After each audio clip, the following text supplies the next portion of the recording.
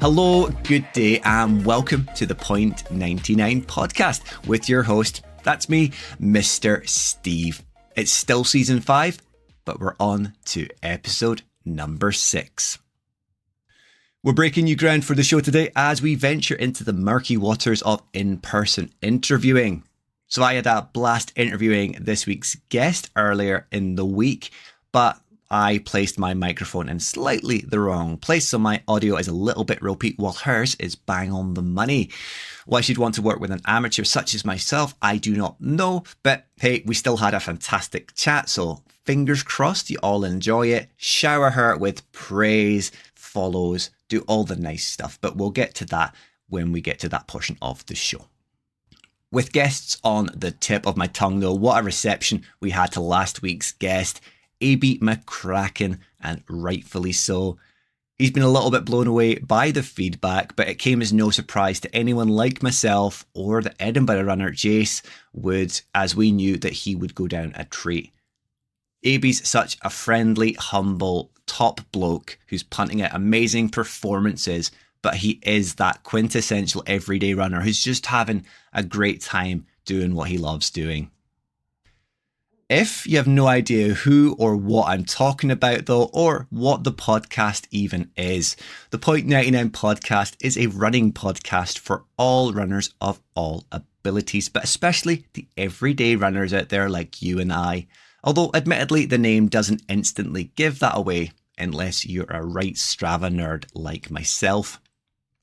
The purpose of the 99 is to try and help you guys along whatever path your journey is taking. That might be through relatable guests like we had with AB and with this week's guest, with their unique and awesome stories, shared experiences and lessons that we all inevitably learn during our own journeys, but hopefully we can share those to help you avoid making any mistakes yourself. The 99's biggest goal is and has always been to demonstrate that we are all more alike than we sometimes think, and that through shared conversation, we can improve as runners and hopefully as all-round individuals as a whole as well. The previous week, or at least since the last episode, has seen the close of our big giveaway that we managed to pull together, incorporating prizes with our friends from Twisted Running, Kylo in the Wild, Vim Nutrition, ourselves, and of course the always amazing and super lovely Loch Ness 24. For impartiality purposes, I didn't press the big button on the random selection generator myself. That fell to this week's guest, and we had a video proving that it was all fair and all impartial on that side of things on the stories earlier in the week. I'm not going to lie, it was super time consuming checking that all the criteria had been met to make sure that everyone got the correct number of entries that they were eligible for, but that was totally on me. At the end of the day though, I wanted to show the love to the epic companies who chipped in to help me pull together such an amazing prize package. So making sure everyone had given them the deserved follows or likes, etc. That was the least that I could do. Anyway, the winner was the lovely Ultra Linny, as many of our regular listeners will have seen me post about a few times this week. I've already reached out to Lynn and the companies, so hopefully everything will start making its way to her very soon, as well as a brand new pair of trail shoes, which I will get sorted and sent to her, which she 100% plans to use at the 24. So I'm looking forward to meeting her in person, cheering her on and supporting her in any way that I can in between my own laps, of course. I do also want to give a little bit of a shout out to those big flip-floppers who have followed and unfollowed us time and time again, especially though during the giveaways. I know that you can't keep 100% of your audience, but there are just a few names out there that I have a knack at remembering, and it's a bit weak sauce to immediately unfollow us because you didn't win. Then again, I know who the legends truly are. It's all you guys and girls that listen weekly and not those chumps who are spitting the dummy because they didn't win. Otherwise, what else has been happening this past week? Well, for me, it's been intermittent sessions after some very long and stressful days in the office, but I've been pulling out some tough slogs in hailstones 1 minute and rain the next. But then when you think that you're done, it's scorching heat in the next breath. I mean, it's typical Highland weather at this time of year. With the 24 being my next big event on the calendar, though, consistency is key, getting stronger and keeping the head. So come rain or shine, it's about getting out and getting these sessions done. I have changed the supplements that I'm using, readying myself for the 24 and the process I'm hoping to achieve on the road to the event. So far, everything feels like it's working. So fingers crossed, I'm ticking all the right boxes, and come race day, myself and Lorna can smash out an amazing team effort together. I might go over some of the supplements I'm now using in a later episode like we did in the past. But yeah, as I say, so far so good. Let's hope that continues. Community-wise, the feedback to this week's question has once again been a little bit underwhelming, so I think it's time that I call a day on putting the question up. I know it doesn't really do any harm to put it up, but it's just a little bit disheartening when you don't really get too many entries into the question box. I do like spotlighting my own observations from my feed though, so we'll probably just go back to that and make sure that we're trying to put a bit of variety, shout different people out each week, and just show our praise and admiration for what you are all doing in your own little journeys.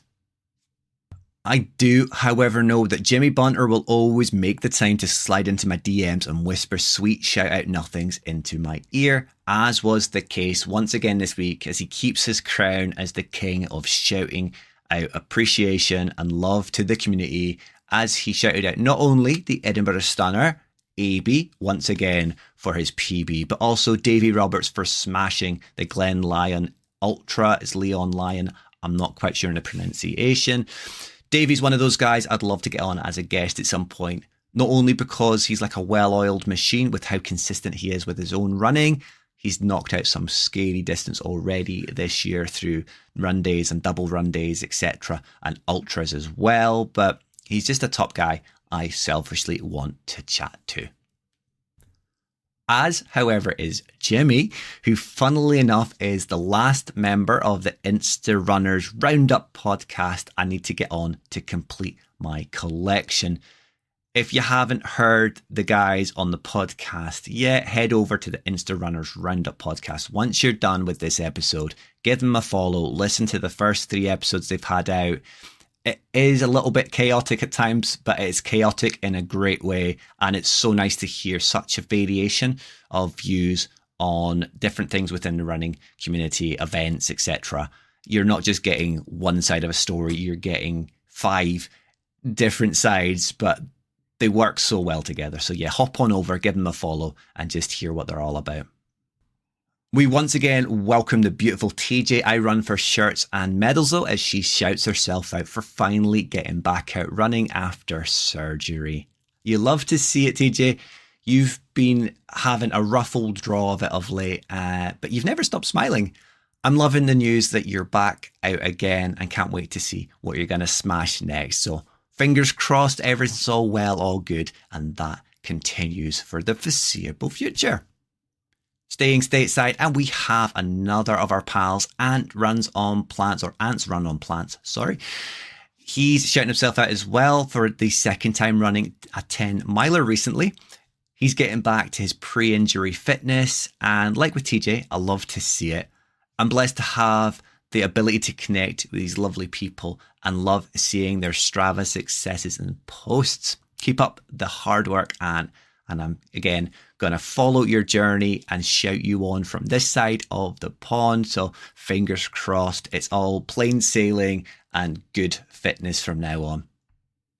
Finally, we have our sheep-shitting pal in Saudi, or at least he's been stateside this past week. Doug runs Saudi. Doug's asking if buying a new pair of Nikes counts as a win. Well, that's a silly question, Doug. You know where my current brand loyalties lie, so of course that's a mega win. And they're in the best colour too, if it's the ones you had up in your post the other day. I also have to shout out 3 people I realised I missed last week after pressing the publish button on the episode, and I don't know how I've missed them. So sorry, guys. Hopefully this makes up for it. A late to the draw shout out to Bob Burrell, the Kilsyth runner, Mike Houston, Running Beyond Limits, and the lovely Pauline McFarlane. Pauline, a mum that runs, for getting it done at the Edinburgh Marathon. I mean, in Pauline's case, I can kind of be forgiven for missing her, although I can't also because Mike was pacing her, and as past guests, Mike and Bob, I should have had my finger on the pulse there, but hopefully that makes amends. I can't promise it won't happen again, but I felt guilty after I realised that I'd missed them off. And there's so many other people I've more than likely missed off. As always though, just get in my DMs, tell me off, and I'll make amends in a follow-up episode. Okie dokie, on to this week's guest and my bad audio. In a change to the normal direction we usually head with our guests, being south, we're staying firmly in the Highlands this week, which was the main reason we broke new ground for the show and committed to an in-person interview, hitting up a local Starbucks and adding a bit of atmosphere to the background. So yes, there's a lot of background noise. At one point, the blender was going mental behind the barista bar, but yeah, I think it adds a little bit of variation, a little bit of atmosphere, and just something different to the episode. It might be a while before I do that again though, or maybe find a slightly quieter location. Although it is familiar territory for myself, this week's guest is someone I hadn't had the pleasure of meeting in person until now, and it was a delight. Topic-wise, it's sadly a return to the dreaded ultra marathon distance, and you know my thoughts on that. But I didn't mind hearing about it, especially seeing the smile talking about it brought to this lovely lady's face. But for anyone familiar with Highland-based ultra marathon runners, it'll come as no surprise to learn that this week's guest is also an Ultra X ambassador, having recently taken part in the 110-kilometre event around Loch Ness.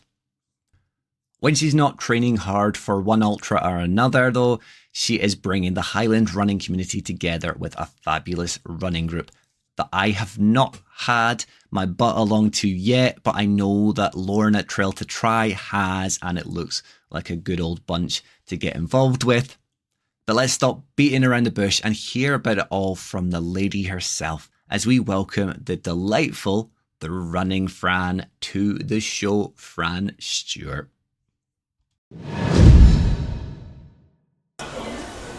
I am rubbish this time around. I usually have an intro. Yes. Like I normally write an intro. So you're going to have to listen to it to hear what it is, because I haven't got anything written just now. Okay. And I would feel really odd sitting in front of these people doing a written intro. My next guest. Yeah, exactly. Although I don't think anyone would actually hear it. No, and people generally don't care at the moment anymore. That's the problem. I also haven't done too much research on your background, apart from looking through your photos to say which photos were going to be the best ones for the promo. So I've got a rough idea of some of the events you've done, but it's going to be easier if you talk about how you got into running, and then we'll kind of build upon your introductions to running as to why you'd want to run ultras. Out of all the events and distances you could do, why ultras? Okay. Well, I think I kind of got into running about 11 years ago maybe, so I was early 20s, if that gives away my age too much.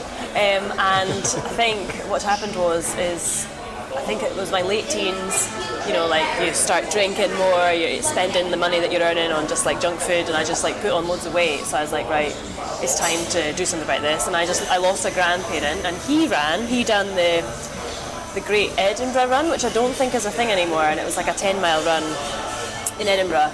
I remember thinking, like, that's pretty cool that my granddad did that. Like, it was just before he passed away from cancer as well. And I remember when he died, it was like this moment where I was like, fuck, I've got to do something to get a bit healthier. And luckily for me, my little sister is like fitness like, she's very good, like, she's very disciplined, she's extremely fit. So I think we'd had a discussion, and then she said, right, well, we'll go running together. So we picked a loop in my hometown, and we just did it in stages. So it'd be, right, we're going to walk to this lamppost, and we're going to run to the next one. And the goal was to run to the bottom of the hill without stopping, and then we just built from there. And I think a year later I did my first 10k. Okay. So I didn't do a 5k, jumped straight to 10k. It was a race for life, because I thought that's quite nice. It went round Arthur's Seat. What a route for a 10k, your first event round Arthur's Seat. Well, luckily I lived close to Edinburgh, so there was loads of events on. Like, running was like such an accessible sport, and so I did my first 10k.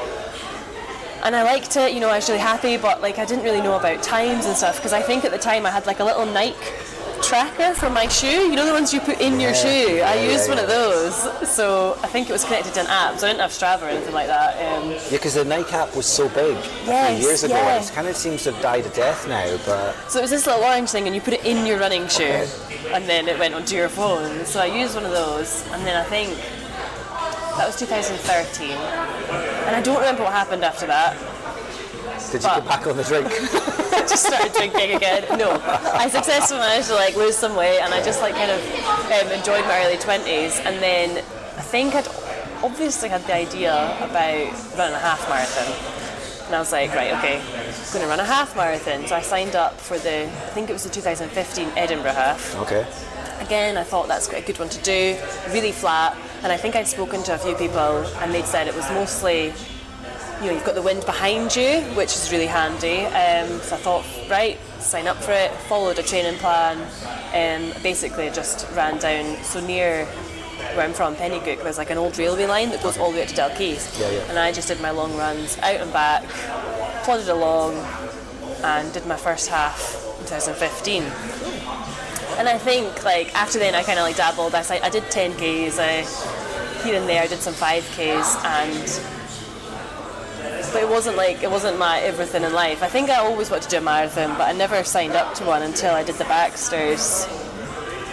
Actually, no, that's a lie. I signed up to a few and I just never did them. Okay. You know, like I signed up to quite a lot. Did you get to the start line at all? Like sit in the car and just didn't turn up? Just didn't train enough. Right, you know, like didn't train enough. Didn't really focus on it. I think I just wasn't sure on how to train, what to do, what to eat, how to. I think a lot of it comes down to like lacking the confidence in being able to do it. Right? Because I guess it was becoming more apparent at that time that running was about pace.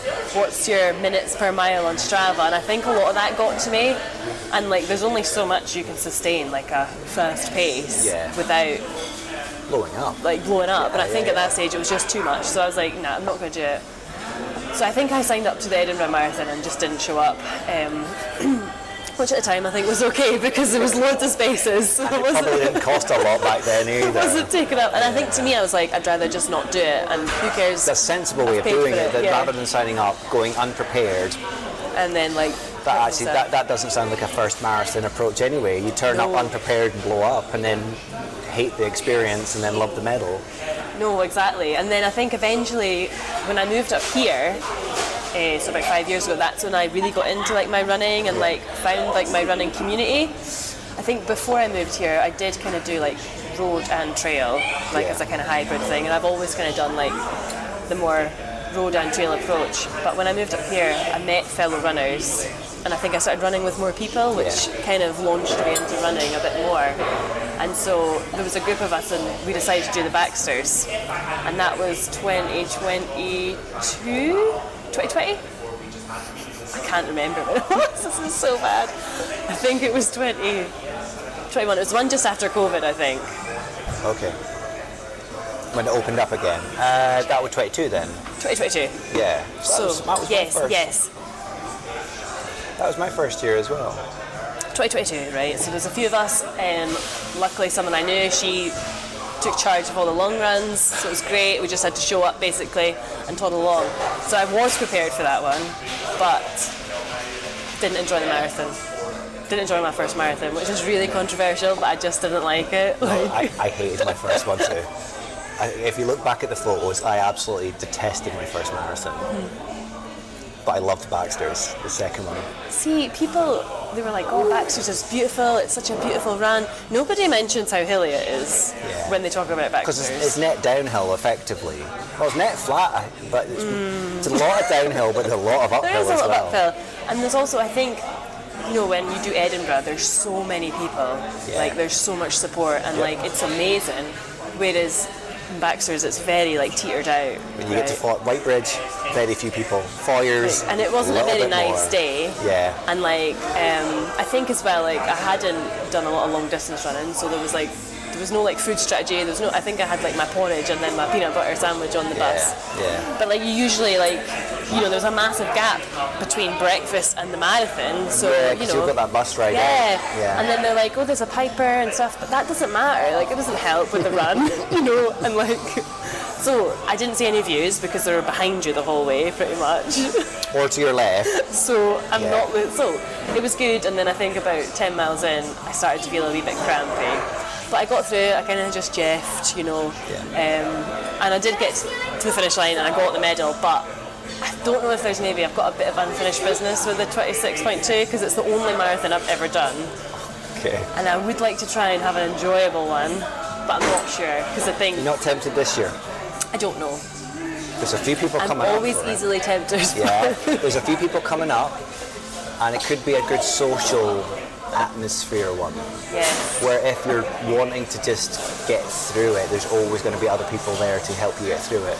But that's the problem, is like with the road marathon, I don't want to just get through it, I want to enjoy it. You know, like, when you say enjoy it and run it, or enjoy it and get a time? Just enjoy it and run it. So my ultras that I've done through, then there's plenty of people that would do that. Because my ultras, I've enjoyed them, all of them. They've been hard as hell, longer than a marathon, but I've enjoyed them and I've been smiling the whole way. But just my marathon was such a terrible experience. Like, and I think I stood on a gel and it squirted all over my leg. So, you know, it was just, and I was stuck with this woman like jeffing beside me. And I know that, like, you know, you've got to run your own race, but she just kept like bunny hopping me the whole time, and it was really distracting. So there's a part of me, I was just like, I'm just not having a good time. In hindsight, I should have enjoyed it more, because I think I was obsessing about my time still, and I was a different runner back then. You know, it would be interesting to go and do a 26.2 now with the knowledge I've got and like the experience I've got. So after then, I was like, I'm going to run an ultra next. That's the next logical step. It's only another 6 miles, right? Like, just another disclaimer. It's not only another 6 miles. It's so much more. But so I tried to run an ultra the year after, but I injured my foot. And, you know, I didn't go to physio or anything, I just stopped running and took a break. And eventually the year after, so it's 2023, is when I did my first one. And I thought, I'm going to do an ultra. And I thought to myself, okay, I'm not going to do a 50k, I'm going to do 48 miles instead. I think it was a 50 miler, but it was actually 48 miles, technically. Is that one of the muddy waves? It was a muddy coastal 50. I was like, yeah, I'm going to do that one instead. I was thinking that number sounds familiar, not just from your photos, but from having looked through, being tempted with ultras myself. And you look at the distance available, especially local, and that's a very odd distance for that. I know. Well, I only found out it wasn't 50 miles a few days before, and I was like, oh, this makes it a little bit easier. I guess. 2 miles less, I think it was 47 point something. So I was like, do you know what? I'm just going to go for this one. I love the Murray Coast. Like, we spent a lot of time. I'm actually originally from Turriff. Okay. So we spent a lot of time on the Banff coast and that kind of coast as kids. So I thought, this will be really nice. And like, my husband is from Elgin, so I know that area. So I thought, I'm just going to go for it. 50 miles, who cares? And but I decided to invest in a coach. So somebody that I follow on Instagram, Mary Sweeney's her name. I don't know if you follow her. Yeah. So she had just done the Loch Ness 360, and she was talking about her coach. And that's tough. Yeah. That is really tough. So, and she had talked about her coach. So I thought, well, actually, let's get a coach. And I did get a coach to do the Murray Coastal 50. Because I needed somebody just there to help me with all this other stuff that you just don't think about when you're training for an ultra. And my coach was Meryl Cooper, and she's a GB trail athlete, so she really knows her stuff. She was really, really helpful. Like, I used her this year as well for the Ultra X. And yeah, like, I did my first ultra, and then signed up to my next ultra, and then signed up to the next one. Like it's just been this. The bug was there really. You got bitten by the bug. And I think that because it's like, you know, it is a different type of running. Like they talk about snacks. Like there's snacks everywhere. Like your whole day is just surrounded by food. Like your whole run is planned around your food. That's what Amy said. And it's great. It's just, if you like eating, do an ultra. It's my two favourite things, like running and eating. Like it's amazing. And you know, like it is. It's my two favourite things combined. I eat to run and I run to eat.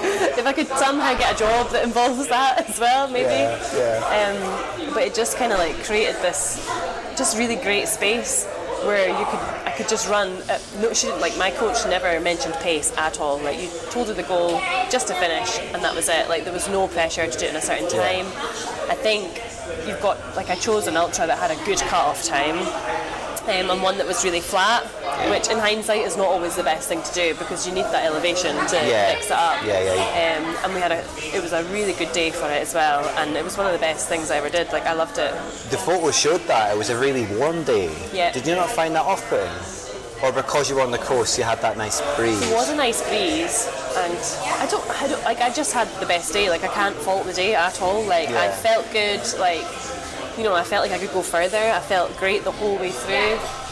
Parts of it were hard, like, you know, you've got to run like through Bucky and stuff like that, so it's difficult. Running through Bucky is always going to be hard.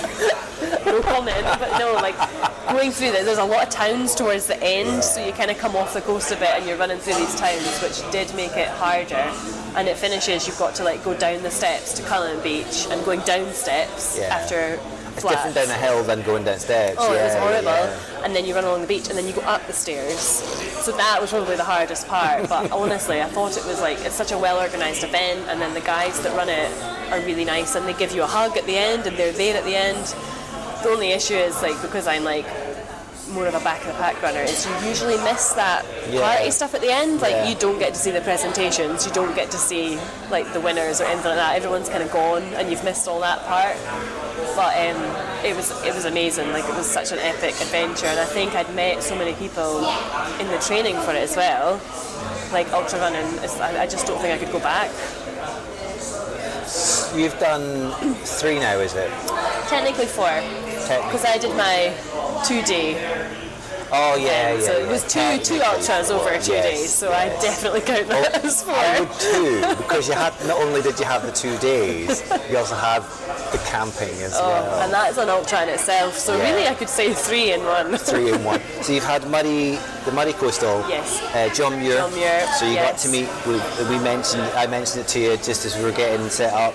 Uncle Lee. You've met Lee briefly. Uncle Lee. He was there as cheer squad. Yeah, he was. And then I met him because he knows my friend Katie, who I did the run with. And then I officially met him at the end. And I was like, oh, by the way, I'm Fran, you know, and we said hello. But you'll know that John Muir was just brutal. Yeah.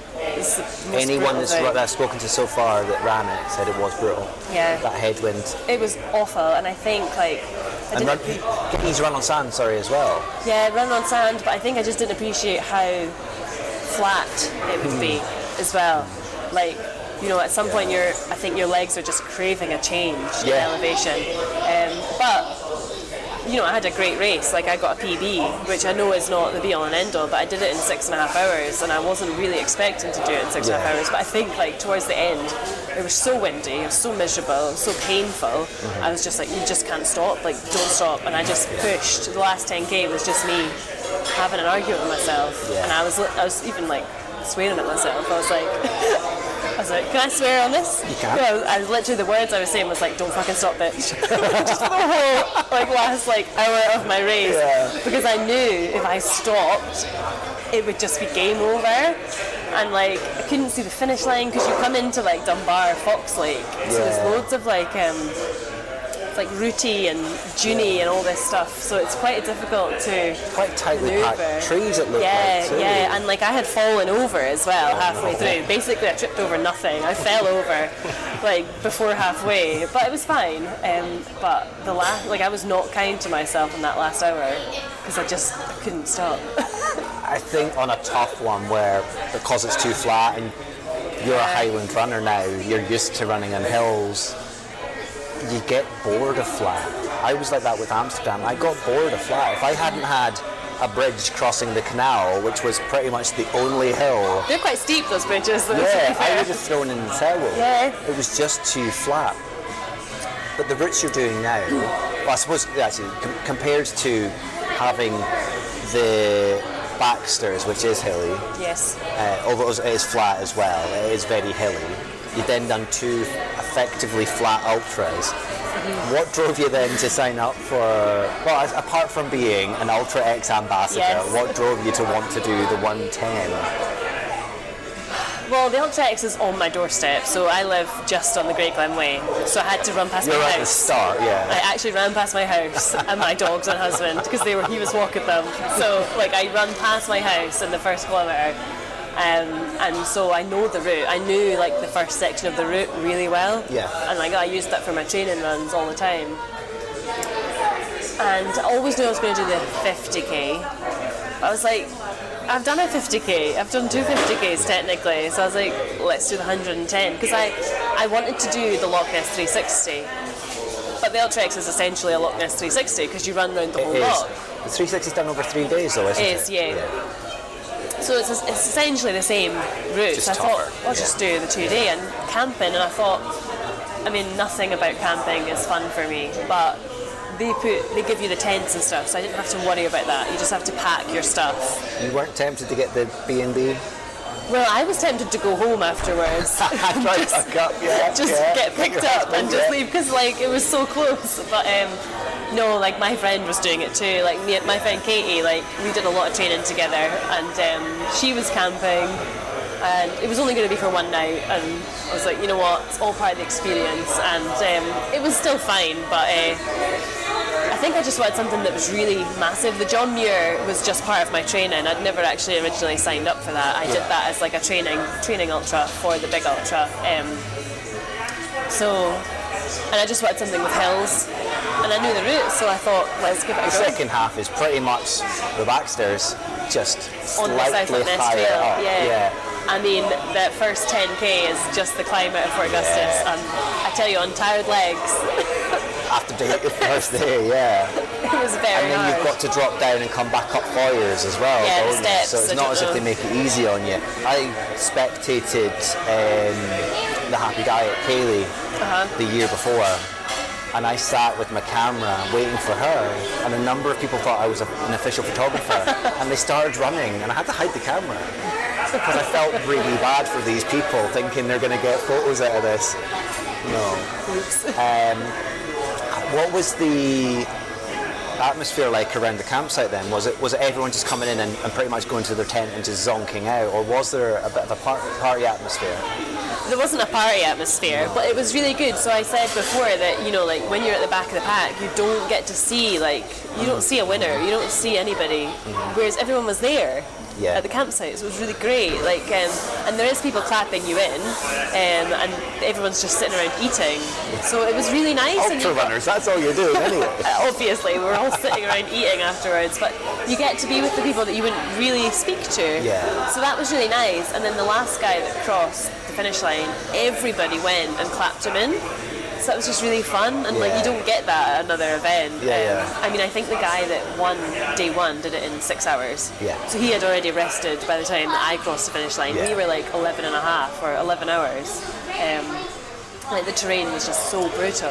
Yeah, that's the north side of the loch does look insane, and I've seen it done the opposite way as well, because the Great Glen run with Gary, and it's not look fun to me. No, well, you go up Miel Fuveli, and there's a path on one side, but there's not a path on the other side. And I didn't have poles, so I'd never trained with poles, so I thought it'd be fine. But like, you know, and I gave myself like a stress lump on my Achilles because my feet, like, because you've got so much support in your trail shoe, my feet were just rubbed for a whole day. Because you promised that, you promised to give all the gory details about your feet being absolutely annihilated. They were, like, I was limping for the last 14 kilometres. I think I'd wanted to do it in 10, that was my goal, but the last like 14k, and it wasn't a 60k, it was a 62k, which matters.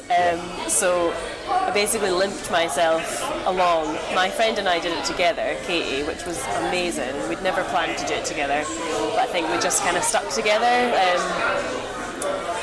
So you have to navigate down essentially peaty bogs on the other side of Mealfa Valley, and it's just like, I don't know how the winner got there so fast, like there's just no way.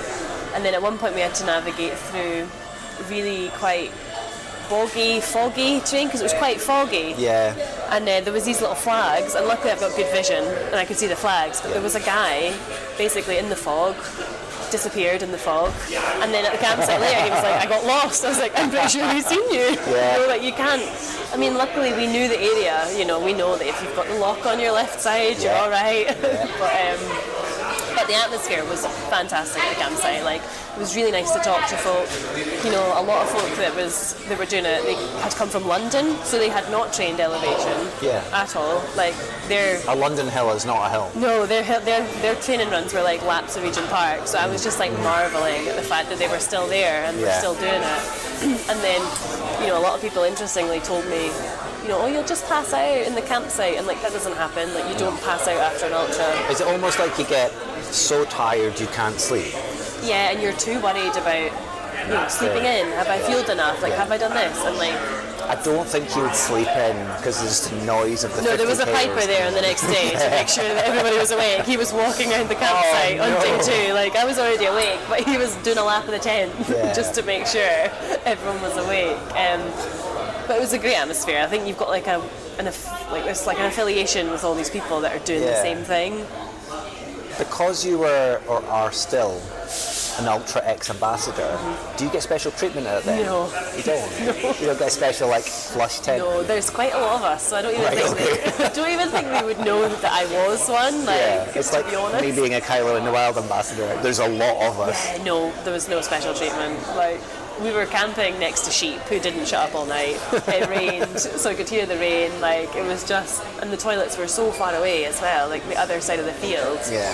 So I think I slept for a good 4 hours, and then got up to pee, and then that was me. I just couldn't. You know how, when you've done a long run, you're just quite painful. Like your body just aches. So it's just like that. And of course, for some reason when you camp, you always you seem to just slide. Yeah. Like in a tent, you always go downhill. Like. So you're sliding downhill, you're lying on a route. Like, my camping stuff is not like good stuff. Like, luckily my parents camped, so they had a good sleeping bag, but my mattress was like a centimetre thin.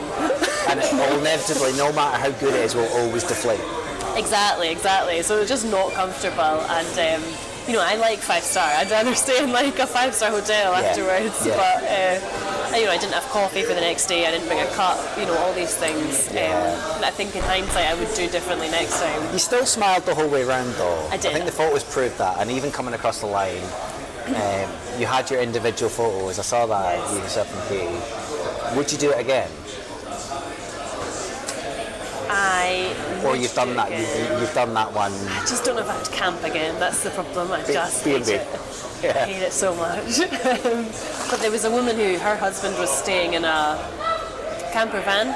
Okay. Just next to the campsite, so she went and stayed with him. So maybe I would be a little bit smarter next time, or I would just book a hotel. The only reason that kind of came to mind is Scots on Toast did it the year before, and she got a B&B, I think, and just rocked up in the morning, refreshed, having had a shower, ready to go. Absolutely. Like, I was afraid that, I don't know, I would get like disqualified. I don't know. Like, I didn't want to be the person that left and came back, basically. So that's a privilege of staying in the area, though.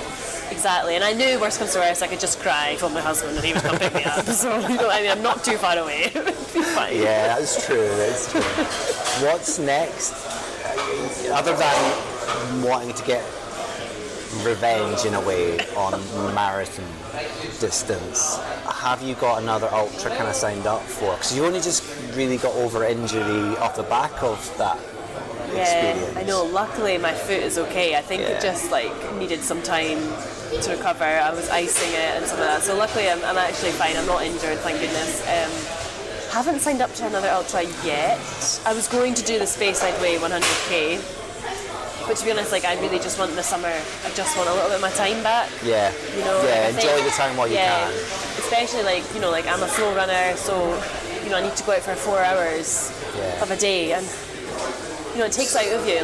I wish I could maybe just go out for a 2-hour run and that'd be my ultra training done. But because I'm not that kind of runner, I have to commit a lot of my time. Yeah. You know, and that's a lot of food. That's a lot of expense as well. Like, so you're continuously buying all this ultra food as well. So it's like all of these things I just need a little bit of a mental break from. Yeah. And just to relax a little bit, like, you know, not like, having to plan everything, plan your weekends, lose your weekends, yes. and you feel like you're just doing that cycle of work, run, work, run. Yeah, and you run for 2 days, you know, because you do your back-to-back long runs. Exactly. So you're losing it on 2 days. Well, like, I don't have that. I'm a marathon runner. well, I have one long run a week. when you eventually upgrade, you'll understand. When I eventually upgrade, yeah. Well, I'm actually at that point now. I'm thinking there's so many ultra runners out there. I may as well just stay in marathon. You're the distance. 1% I'll now. be the unique one. I'll be that unique person. Honestly, like, I tell people, they say, like, you know, I want to run my first marathon. I'm like, just do an ultra.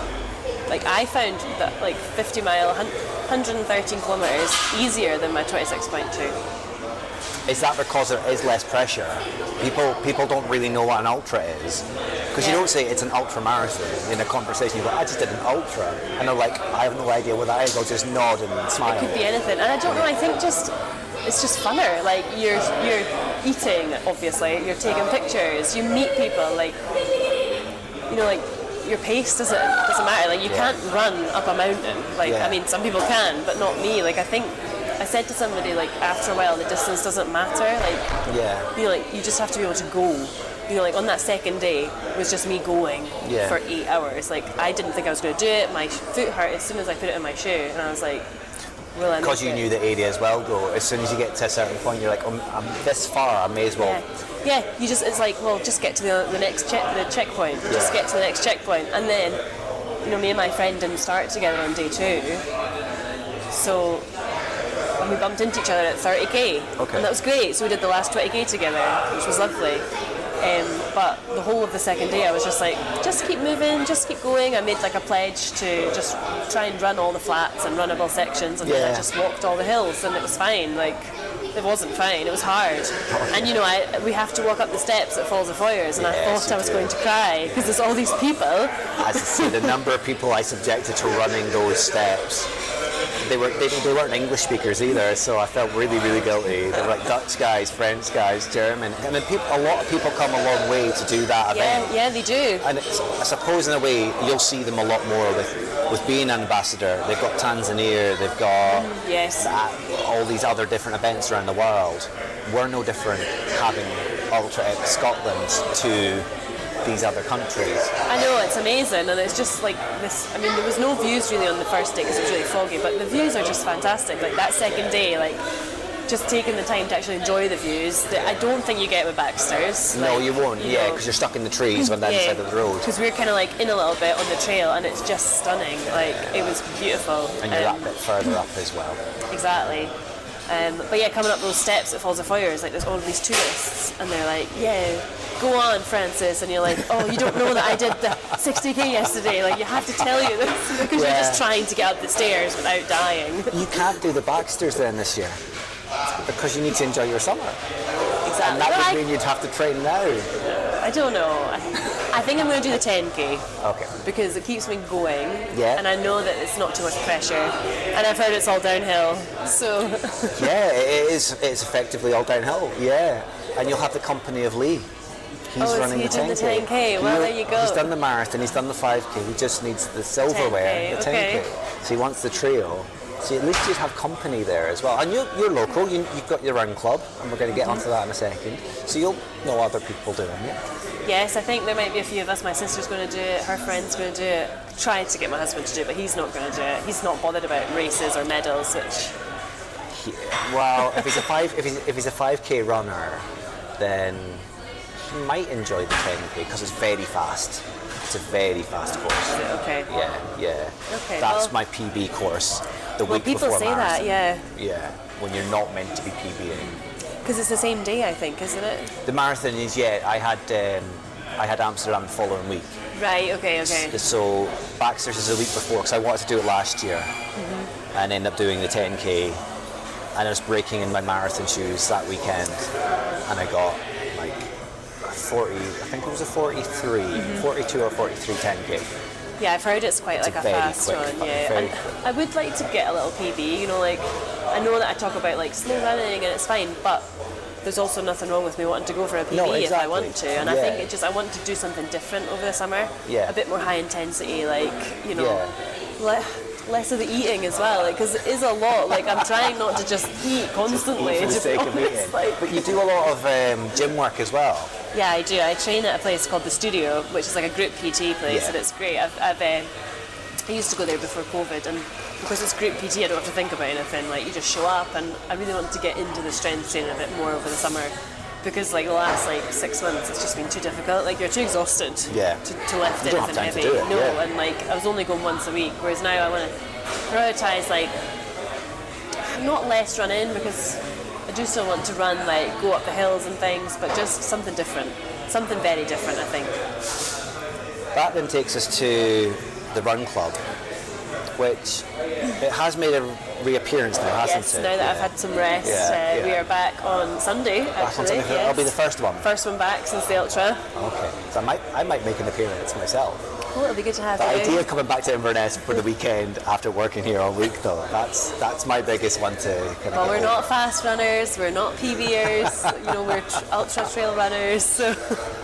Have you got a route set up for it already? Yeah, we usually just do like Craig Deneen. Yeah, so it's like, up near your neck of the woods. Yes, and then I think I usually just make it up on the day, but I think we're doing like 4 miles, something quite easy, because I don't know who's coming basically at all, and I'd like to just do something a little bit shorter. I've got friends staying on the Saturday night, so it's kind of like I'll come and do Run Club for a couple of miles, but yeah, it'll be really good. We usually go up a hill, along a bit, and down a hill, you know, but we usually walk the hills, which is quite good. What encouraged you to start the Run Club? Do you know, I think, so one of the things I really like about the running community on Instagram is like, it's like just like having like a whole load of like cheerleaders that you just never get to meet though, like, and I think I wanted to try and bring some of that into my running. Selfishly, I really wanted to have a better reason to do back-to-back long runs, because on the Sunday, once you've done like, I don't know, 4 hours in the hills on a Saturday, you don't want to get up and go running on a Sunday.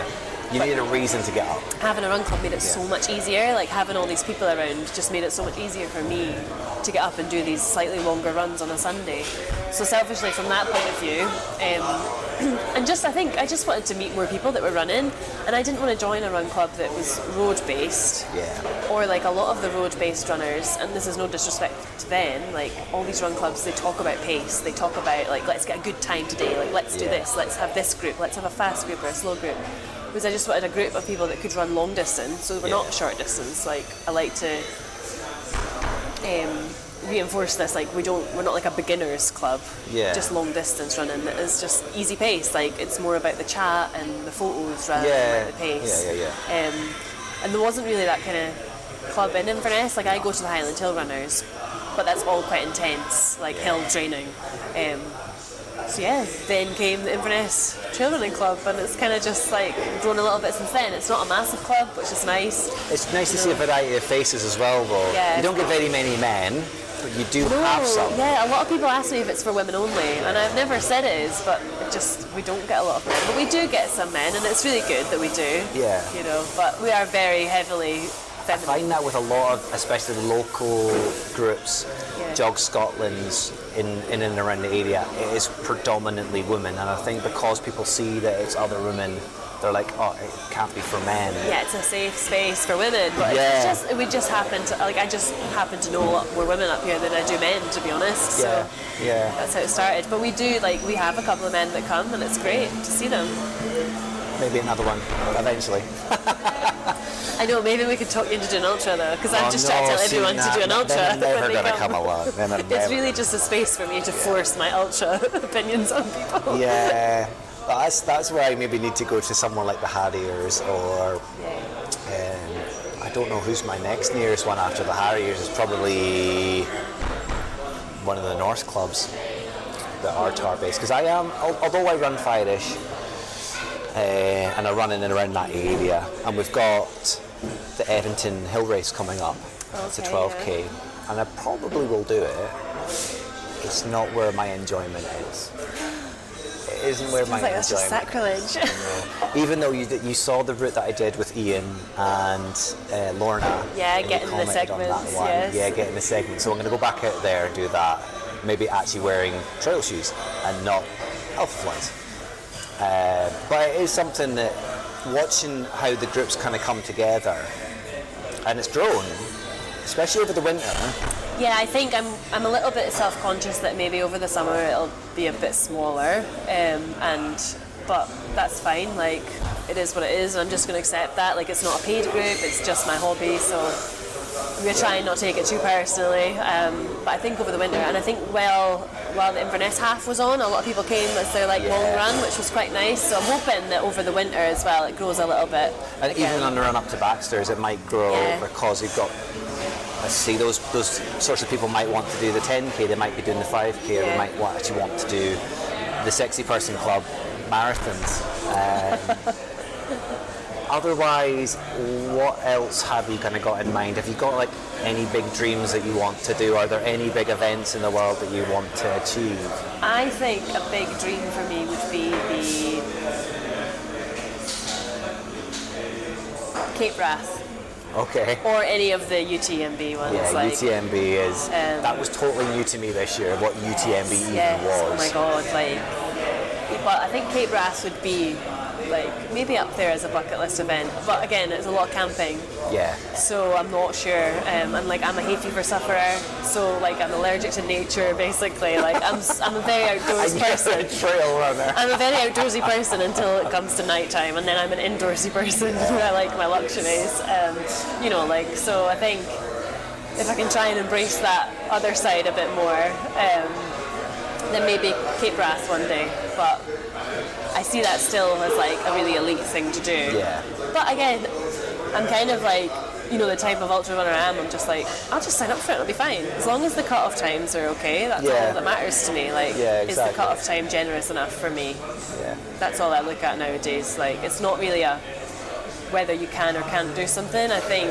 Yeah, and that's what Mike Houston had said on his episode, and previously and kind of since.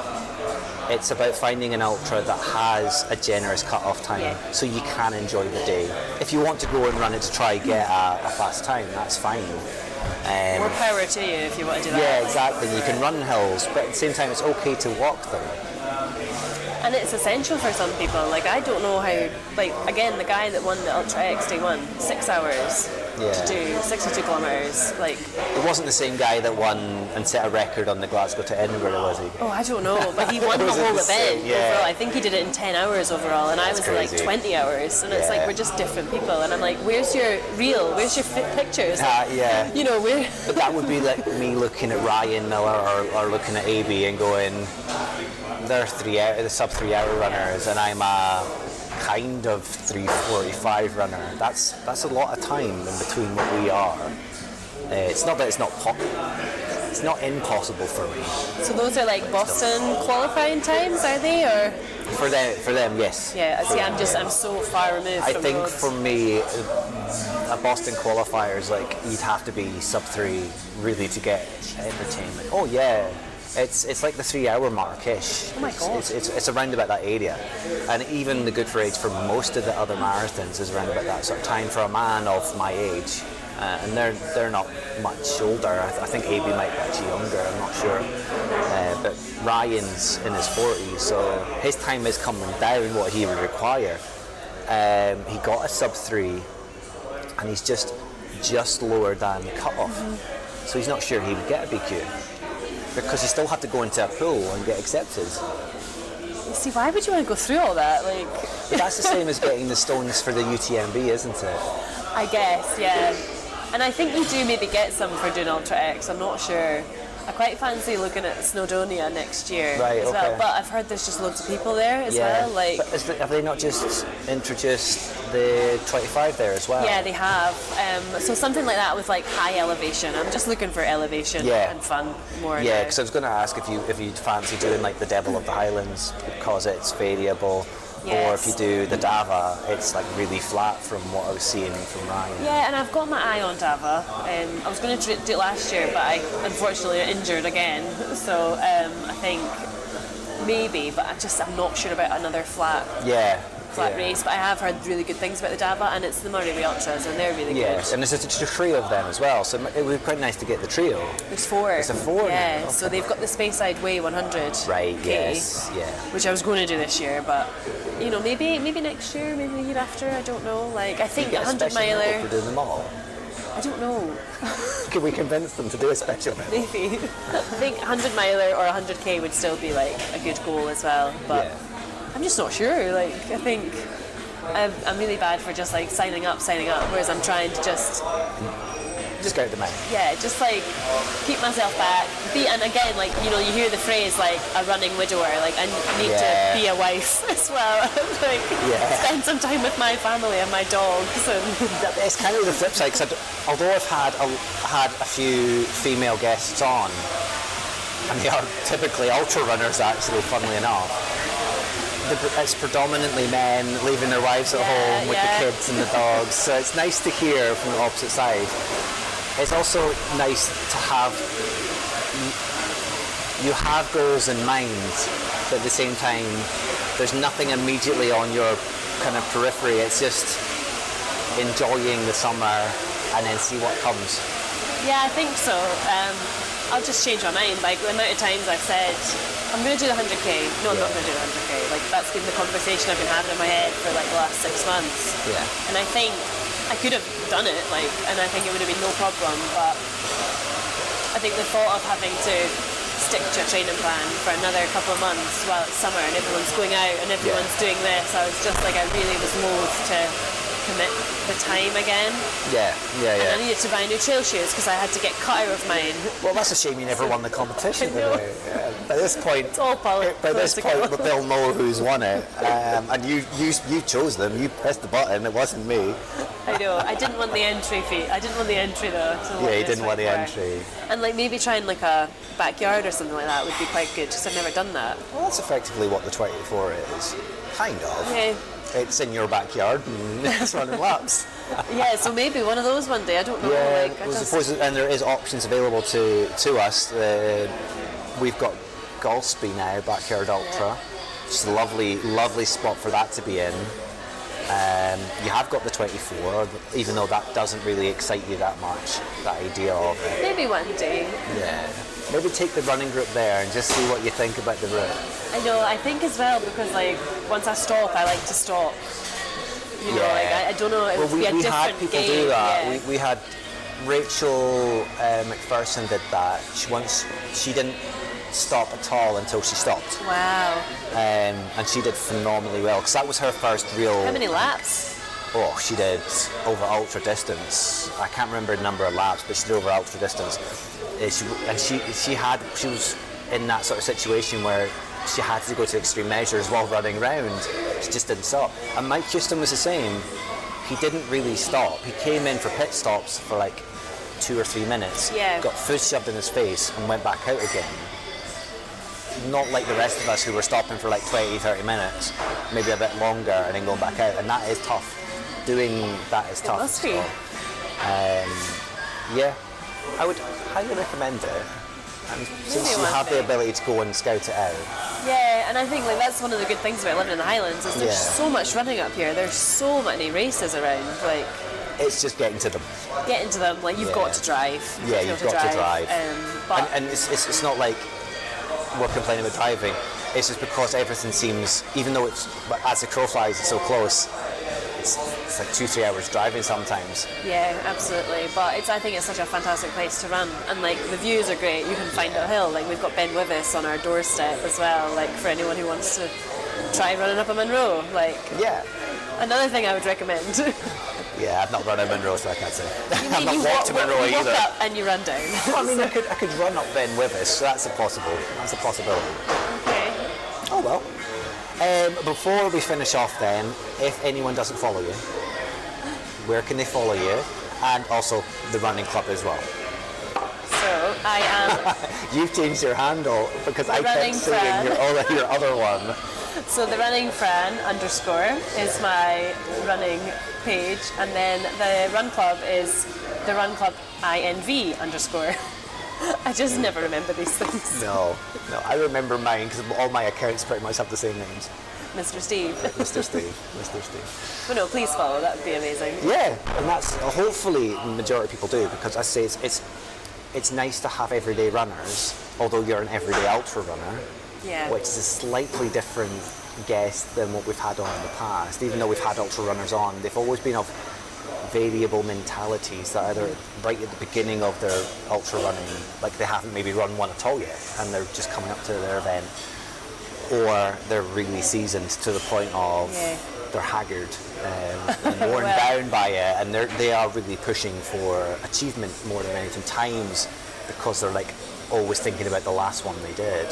So it's nice to have, you're in that middle ground of, you've done the tough ones, the flat ones, you've done the hilly ones, and you're still bright-eyed, smiling about it. Yeah, absolutely. And I think I just don't think I can go back though. Like, I just love them. I just love you have to get revenge on the marathon. I need to do it, but I could do a trail marathon. You could. Just for good mixture. It's not quite the same. And you said as well, the Baxter's is hilly, so at least you get that variation. Yeah, I've got unfinished business with Baxter's, I think. So maybe one day. Yeah. But I don't know, I can't make any promises. But I'm doing the 10K, so I'll be there. Speak to Lee, because we want to get him sub 5. So if you speak to Lee the following year, and sign up. I would like to get a sub 5 as well. That's a plan. I will pace you both to sub 5. Maybe me and Lee could get a sub 5. Yes. Okay. That's a way to end. Maybe 2025? 2020. Sub 5 for 2025. Yeah, there you go. There you go. I think that could be That's our WhatsApp group right there. Yes. Well, thank you very much for joining me today. Hopefully that sounds okay now as well. I hope so. The blender did go on halfway through there, so hopefully it all sounds good. Thank you very much, and we'll watch how you get on and what you decide to sign up for next. Thank you for having me.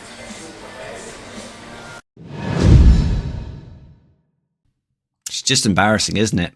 I loved how flawless Fran was throughout that chat, with perfect mic placement and a slick chat all around. Whereas amateur hour here, myself, less said about me the better.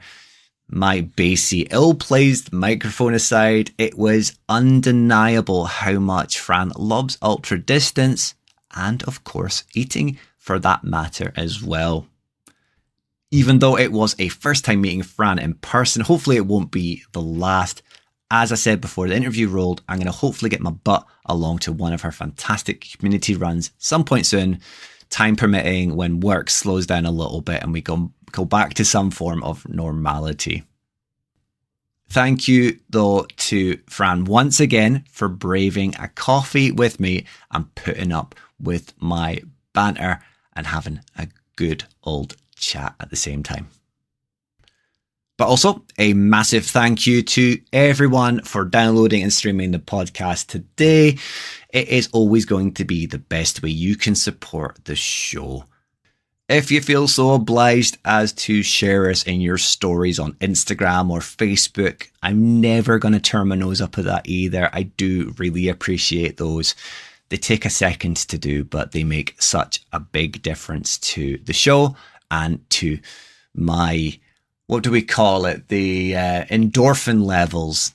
Running gives you one boost, but when you see people shouting at the show or shouting out the guests that we've had on, it just gives you that little bit of a Friday feeling, kick up the butt, and just puts a smile on the face.